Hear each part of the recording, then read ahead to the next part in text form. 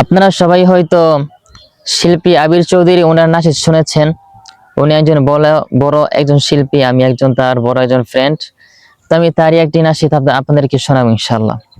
আমি লিখব চিঠি দেব তোমায়, পাখি পৌঁছে দিও রওজায়।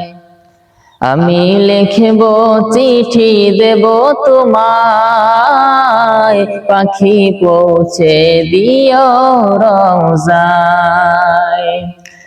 আমি থাকব বসে আশায়, চিঠির উত্তর আসবে আমার গায়।